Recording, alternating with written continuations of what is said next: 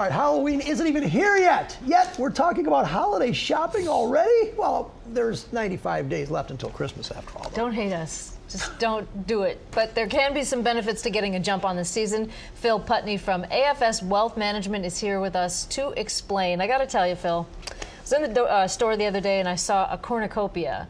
And I thought, no, it's not even Thanksgiving. It's not even Halloween. But we're talking about holidays already. And we see you wore your Christmas tie. Yeah, I figured we'd start the holiday spirit early, even though this is the last weekend of summer. So yeah. So you have a holiday shopping survival guide set up for us. And you say there are some advantages to taking the reins, so to speak, and shopping early. Absolutely. Yeah, the retailers want to start it earlier, it seems like every year. And obviously to them, it's the most important season of the year. And about 20% of their annual revenue comes out of the holiday season. Yeah.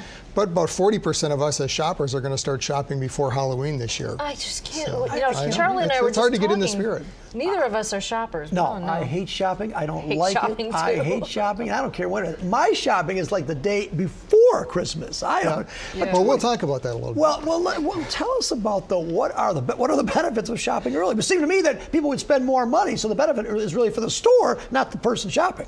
Well, if you start early, you can actually spread those holiday purchases out over your paychecks through September, October, November, December. So spread it out a little bit. And there's some sales going on, so there are advantages to doing that. Okay. What to say? I mean, stores are they targeting customers now with come in early to get a better price? Sure. They all want to get your revenue first. Get the purchases first. So, and I have 5 tips that I usually recommend you follow when you're going through the holiday shopping season. First is set that spending limit, and this is something my wife and I do each year. Make a list of who you're purchasing for. Kind of set the limit of how much you're going to spend on each one. So. What's the spending limit? That's something that you and your spouse have to discuss.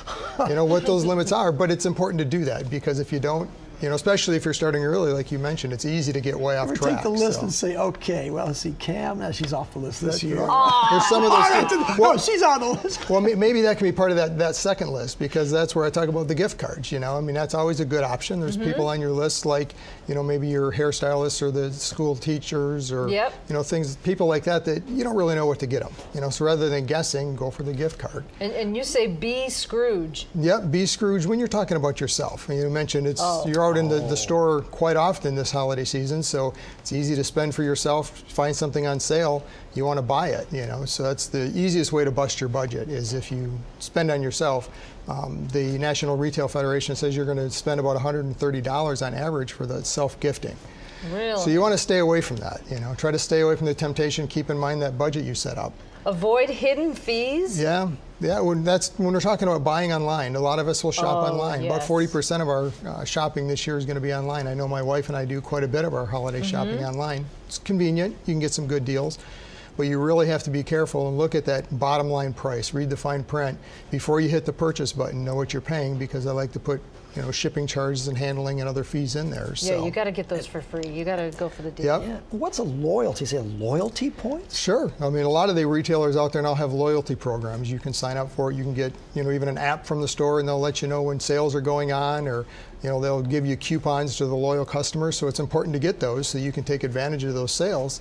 But don't forget the traditional method of scouring through that paper and getting the flyers and the coupons that are in there around this time of the year. So if you buy online and you buy like a book, for example, and then you buy early, do you get like little blast emails that say, if you bought this book, you might also want to buy this book? Oh, you might. Yeah, that's one of the disadvantages. But you can always opt out of those. Usually, if you look at the bottom there should be a way. Unsubscribe. You can do that. Yep. Do people spend too much at Christmas? I mean, is that the problem that we have? Usually they do.